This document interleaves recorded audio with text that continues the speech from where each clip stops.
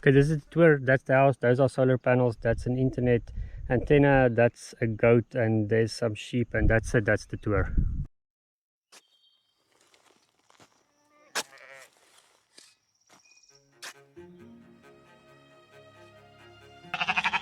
Good morning. It's a nice rainy morning, so join us for the morning feeding of the animals. You should remember the animal camp. We've done videos on this. The animals have been training into it so well, we are actually impressed. No one touches the fence, and they seem to communicate to each other that it's electrified. So once one guy touches it, gets a little bit angry, and then no one else does. So the sheep's been staying away from it, goat's been staying away from it. There were 1 or 2 contacts there, very angry, but now they staying clear.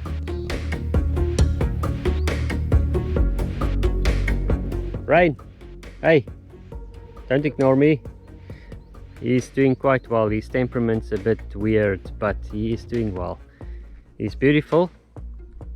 So let's see if he does his job here, and then we see what comes out and take things from there. So the new Dorper sheep that we went to collect, that you can see here, went pretty well. The trip was not stressful at all for them, and they settled in within a day. There was no signs of stress, no health problems, and they're looking beautiful. I mean, they are proper breeding stock now, so we're happy.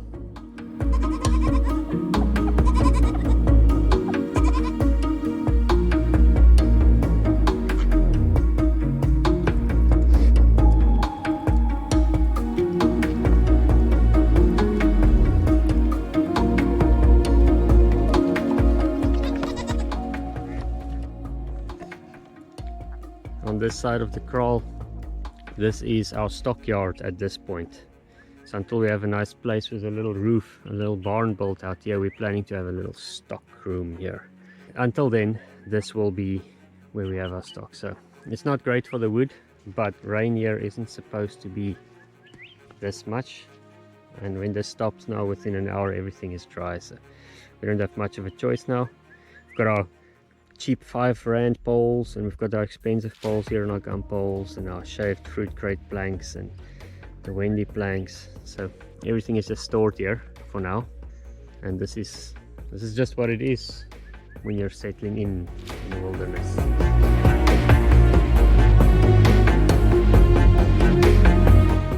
This little structure in the front is going to be the chicken coop that Alexia has been building.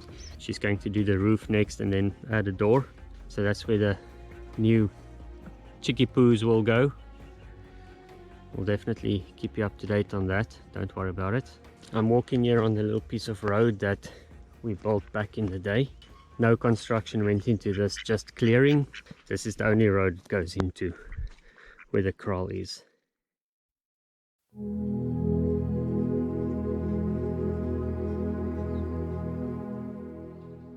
Okay, part 2 of the tour is inside of the house. It's been 6 weeks, and I think we've achieved a lot in 6 weeks, considering we haven't even been here for half of the time due to other commitments. This was actually more difficult than I thought, but we did a lot of things. And over the next few months, what you'll see changing here is that we'll start to get more paneling on the walls with insulation behind it, because temperatures are 36, 38, 39 degrees Celsius here, so insulation is really necessary in summer. And secondly, there's gaps forming between the cladding on the outside. That is normal. The tongue-in groove isn't a perfect thing, it seems. Now the solar system, that is what we've got and what we've had for the last year. This has been moved now to this cabin. This is the Multiplus 2 GX Victron. It connects to Wi-Fi to your network, so you can monitor it and get error logs. But on that note, the Wi-Fi is really clunky on this thing. It gets like a 10% Wi-Fi signal 4 meters away from this thing, and I see on forums that that is normal. And so what I'm going to be doing is hook it up to Earth. So there's an Ethernet connection you can do, and take that to the router. This is also temporary, by the way. Once this is paneled, I'm going to have a permanent setup for a day. pretty high, all the antennas vertically, so that we can get reach to all the IP cams in the field. Then there's the two charge controllers. These are fed from the solar panels, which we've got in the east-west configuration on the roof, 6 and 6. Then each MPPT controller has its own board, fuse, breaker, battery isolator and so on.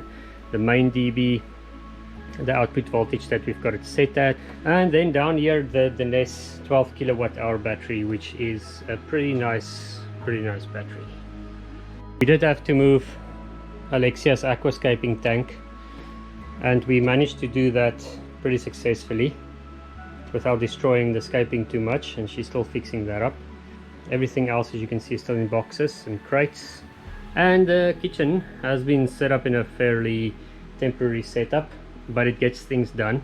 So we got the storage. These cupboards we actually fixed to the wall with the insulation behind them, so they become a part of the house. We've got everything we need for spices and curries and nice whiskies, but this is going to change as well. As you can see, we're gonna do a little bit of a braai later. Yum yum. And this here is Alexia's workspace. She's got her own air conditioning, temporary desk, temporary office storage, and everything is temporary. And this is the sure hatch. This is going to be put into action again for the incubation when that starts again. Next time we do this tour, you should see a lot of changes here and a much more cozy house.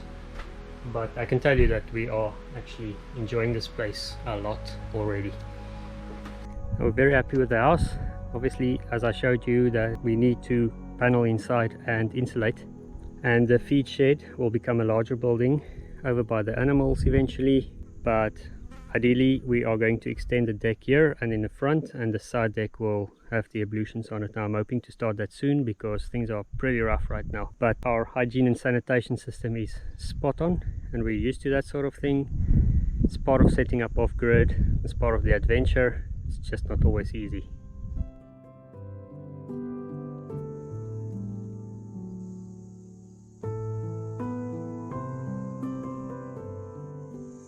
Okay, so took a bit of a hike down here to show you the river area that we've got, and the plan here, eventually, this is going to take a while, is to get a 5 meter wall, 5 meter diagonal wall here, so that we can do some catchment and distribute that water around for animals and plants and crops. And the 5 meters is a legal limit, so that's all we can do.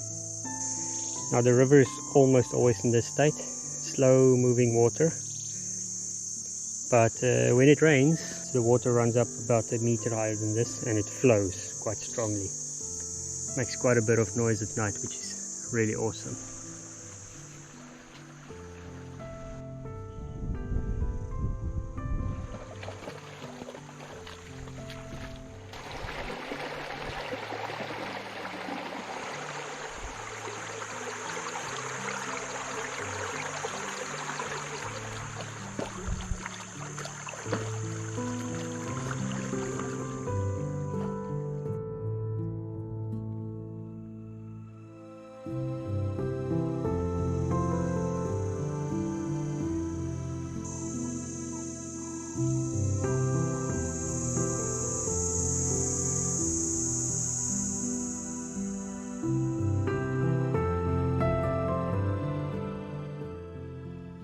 Yeah, you remember the tent, the permanent tent shelter.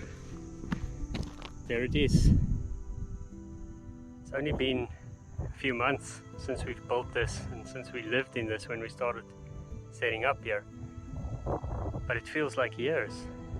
Still very happy with the construction, and if you didn't see this video, I'll try to link to it. Do check it out. It was quite a fun construction, only took 2 days. And from the tented shelter, last time we filmed from here there was nothing there.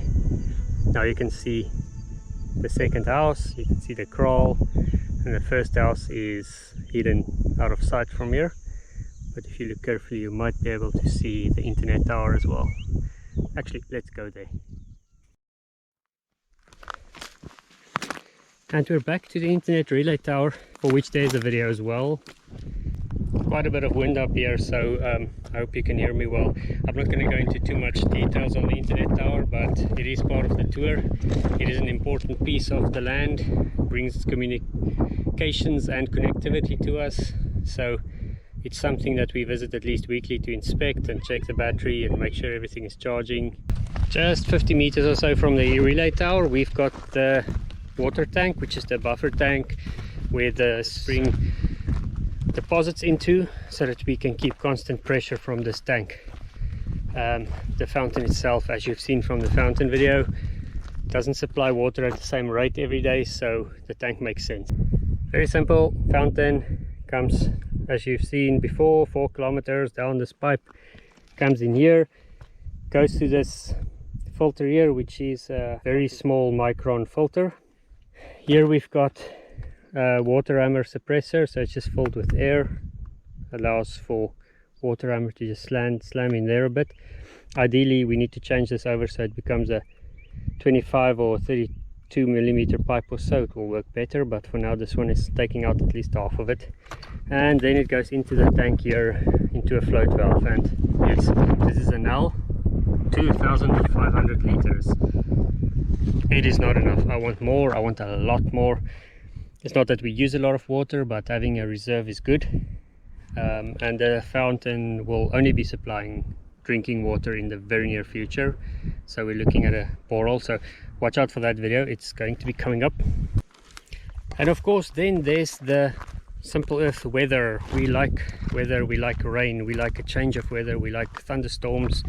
So this is what our weather sometimes look like when it's not sunny.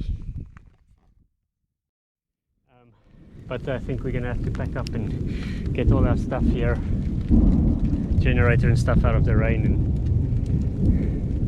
and then go home. So see you next time. Oh, nice one over there too.